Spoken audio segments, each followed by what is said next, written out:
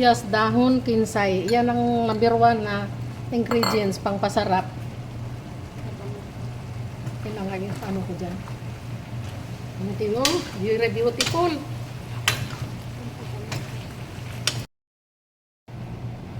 Magluto tayo ng tokwa gisado. Magluto tayo ng sibuyas, bawang,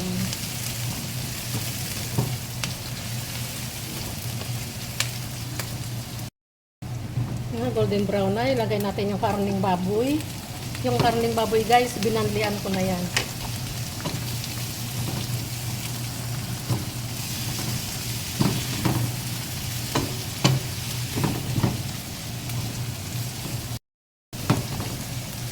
Brown na guys. Sunod natin ang hipon, shrimp,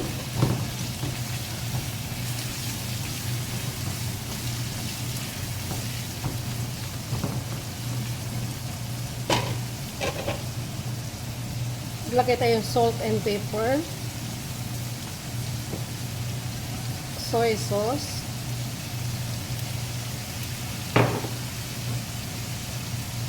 oyster sauce,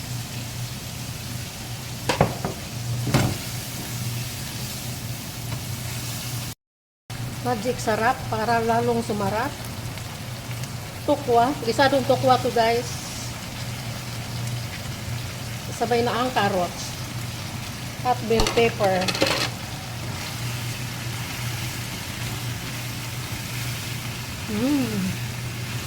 Very beautiful.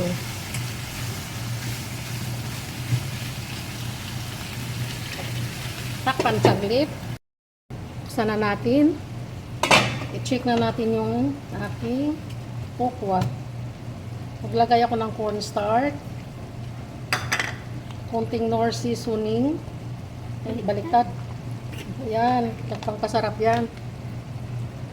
Tapos, sibuyas, dahon, kinsay. Yan ang number 1 na ingredients pang pasarap.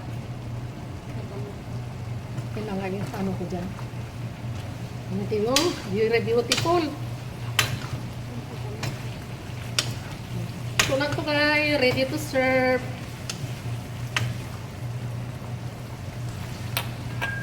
O, di ba guwapa?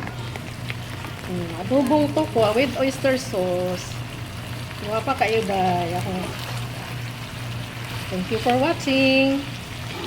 Bye-bye. Natin ang tokwa guys.